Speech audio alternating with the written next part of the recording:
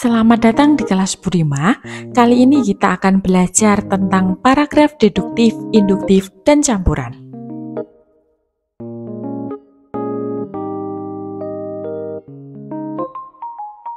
Apa itu paragraf? Jadi, paragraf adalah sebuah susunan dari beberapa kalimat dan mengandung sebuah gagasan. Nah, biasanya penempatan gagasan pada sebuah paragraf bisa dibagi menjadi 3 cara, yaitu secara deduktif, induktif, dan campuran. Yang pertama adalah paragraf deduktif. Paragraf deduktif adalah paragraf yang kalimat topik atau kalimat utamanya terletak di awal paragraf. Biasanya, paragraf deduktif terdiri atas sebuah pernyataan umum di awal paragraf, kemudian disambung dengan kalimat-kalimat penjelas yang bersifat khusus. Ciri-ciri paragraf deduktif adalah sebagai berikut. Pertama, gagasan utama berada di awal paragraf. Kemudian, kalimat pertama adalah pernyataan umum yang kalimat selanjutnya sifatnya khusus. Dan yang ketiga, akhir kalimat deduktif diakhiri dengan penjelasan. Berikut adalah contoh paragraf deduktif. Kalimat utamanya terletak di awal paragraf, yaitu limbah plastik masih menjadi penyumbang pencemaran yang cukup tinggi di lingkungan dan selalu bertambah tiap tahunnya. Kalimat ini masih bersifat umum. Kemudian, kalimat selanjutnya menjelaskan apa itu pencemaran yang tinggi akibat limbah plastik. Kalimat-kalimat selanjutnya disebut kalimat penjelas yang bersifat khusus. Yang kedua, paragraf induktif. Paragraf induktif merupakan paragraf yang kalimat topik atau kalimat utamanya terletak di akhir paragraf. Biasanya, paragraf ini dimulai dengan kalimat-kalimat penjelas yang bersifat khusus, kemudian diakhiri dengan kalimat simpulan yang bersifat umum. Nah, paragraf induktif ini merupakan kebalikan dari paragraf deduktif. Ciri-ciri paragraf induktif. Yang pertama, diawali dengan penyebutan peristiwa khusus. Kedua, fungsi peristiwa khusus ini sebagai penjelas dan pendukung gagasan utama atau ide pokok. Yang ketiga, menarik kesimpulan berdasarkan peristiwa-peristiwa khusus. Yang keempat, memakai konjungsi yang berfungsi sebagai kata penghubung. Berikut ini merupakan contoh paragraf induktif.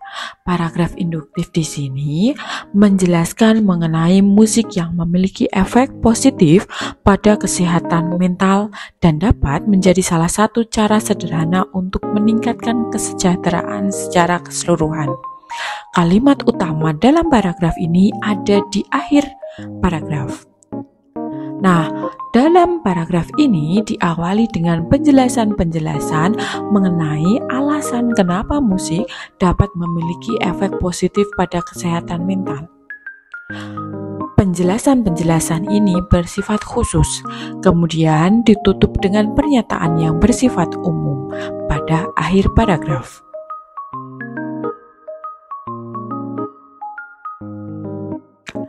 Yang terakhir adalah paragraf campuran. Dari kata campuran, tentu saja paragraf ini memiliki kalimat utama pada bagian awal dan akhir paragraf. Paragraf dapat dimulai dengan kalimat topik, kemudian disusul dengan kalimat pengembang atau penjelas, dan diakhiri dengan kalimat penegas. Kalimat penegas dalam paragraf ini merupakan pengulangan dari kalimat utama yang telah disampaikan di awal paragraf. Ciri-ciri paragraf campuran. Pertama, memiliki 2 kalimat utama sebagai gagasan pokok yang terletak di awal dan akhir paragraf. Kedua kalimat utama ini memiliki makna yang sama walaupun ditulis dalam bentuk yang berbeda. Yang kedua, memiliki kata kunci yang diulang dalam kedua kalimat utama. Yang ketiga, kalimat penjelas terletak di antara kedua kalimat utama. Bisa dikatakan kalimat penjelas ada di tengah-tengah. Yang keempat adalah diakhiri dengan kalimat penegas. Kalimat penegas di sini merupakan kalimat utama yang diulang di akhir paragraf. Berikut merupakan contoh paragraf campuran. Paragraf ini membahas mengenai rekomendasi ahli gizi untuk makan buah dan sayur secara rutin. Kalimat utama di sini terdapat di awal paragraf dan di akhir paragraf. Walaupun secara bentuk berbeda, namun terdapat kata kunci agar kita makan buah dan sayur. Nah, kalimat-kalimat penjelas berada di antara kedua kalimat itu. Kalimat penjelas berisi penjelasan yang bersifat khusus mengapa kita harus makan buah dan sayur.